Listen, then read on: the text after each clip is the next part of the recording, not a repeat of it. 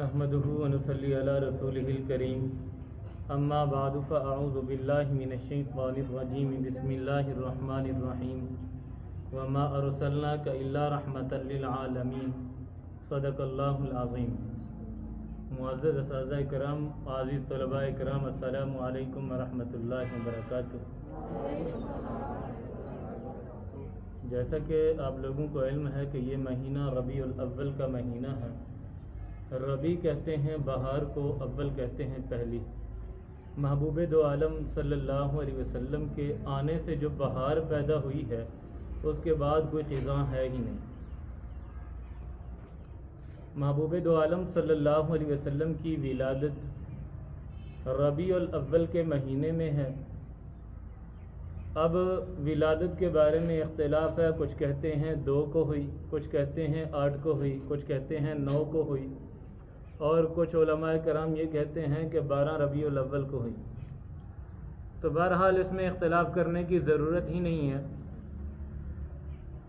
کہ جب بھی آئے 2 تاریخ کو آئیں تو ہم یہی کہیں گے کہ ہمارے نبی آئے، 8 تاریخ کو آئے تو ہم یہی کہیں گے کہ ہمارے نبی آئے، 9 تاریخ کو آئیں تو ہم یہی کہیں گے کہ ہمارے نبی آئے، 12 تاریخ کو آئیں تو ہم یہی کہیں گے کہ ہمارے نبی آئے۔ باقی محبوب دو عالم صلی اللہ علیہ وسلم کے آنے سے جو بہار پیدا ہوئی ہے، اس سے پہلے خزاں تھی۔ لوگ فسق و فجور کے اندر تھے، کوئی اس وقت اللہ کی عبادت کرنے والا نہیں تھا، بت پرستی عام تھی،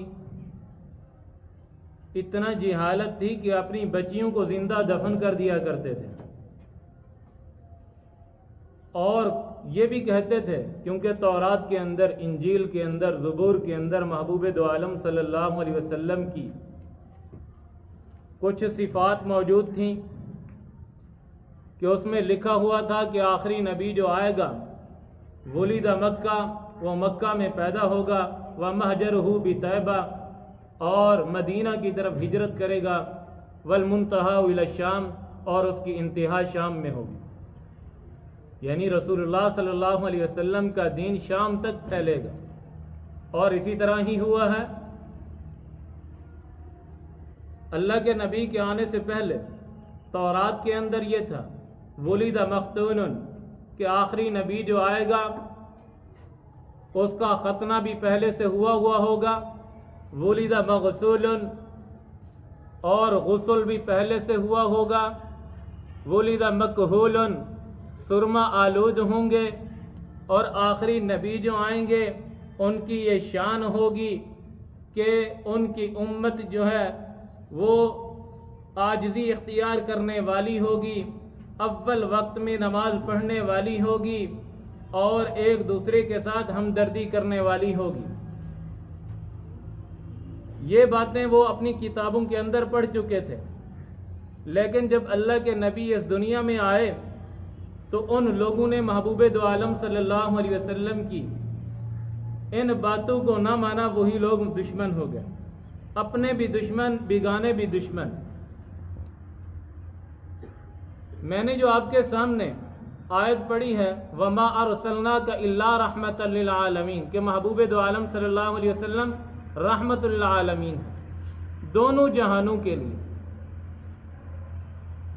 اب وہ حضور کی 40 سالہ نبوت سے پہلے والی جو زندگی ہے، اس کو وہ مانتے ہیں کہ اللہ کے نبی امین بھی ہیں، صادق بھی ہیں، اپنی امانتیں بھی رکھتے تھے، لیکن جب بات آتی ہے کس کی کہ تم کلمہ پڑھ لو، سیرت کی بات آتی ہے، نبوت کی بات آتی ہے، تو وہ لوگ مخالف ہوئے۔ سب سے پہلے حضور کے چچا ابو لہب نے رسول اللہ صلی اللہ علیہ وسلم کی مخالفت کی اور پتھر مارا اور بد دعا دی۔ اللہ پاک نے ایسا بدلہ لیا کہ قیامت تک اس کے اوپر لعنتیں برستی رہیں گی۔ اب ولادت کے بارے میں ہم میلاد مناتے ہیں، جشن مناتے ہیں، اس میں تو کوئی اختلاف ہے ہی نہیں۔ ولادت کو کافر بھی مانتا ہے، لیکن حضور صلی اللہ علیہ وسلم کی نبوت کا منکر ہے۔ اسی طرح ہندو بھی رسول اللہ صلی اللہ علیہ وسلم کی ولادت کو مانتا ہے وہ حضور کی سیرت کا منکر ہے۔ اسی طرح سکھ بھی حضور کی نبوت کو مانتا ہے لیکن حضور کی سیرت کا منکر ہے۔ اپنے بھی بیگانے بھی حضور کی ولادت کو مانتے ہیں، حضور کی سیرت کے منکر ہیں۔ تو اب ہم دیکھیں اپنے اندر، کیا ہم حضور صلی اللہ علیہ وسلم کی سیرت کو اپنا رہے ہیں کہ اللہ کے نبی نے جو ہمیں حکم دیا ہے کیا ہم اس حکم کو پورا کر رہے ہیں؟ ہمیں تو یہ چاہیے کہ ہم رسول اللہ صلی اللہ علیہ وسلم کی زندگی کو نمونہ بنائیں، جس طرح قرآن پاک میں آتا ہے لَقَدْ كَانَ لَكُمْ فِي رَسُولِ اللَّهِ أُسْوَةٌ حَسَنَةٌ، کہ محبوب دو عالم صلی اللہ علیہ وسلم کی زندگی کیا ہے تمہارے لیے اسوہ حسنہ۔ ہم اس طرح عمل کریں گے تو ہمارے لیے کامیابی ہے، ورنہ ہمارے لیے کامیابی نہیں۔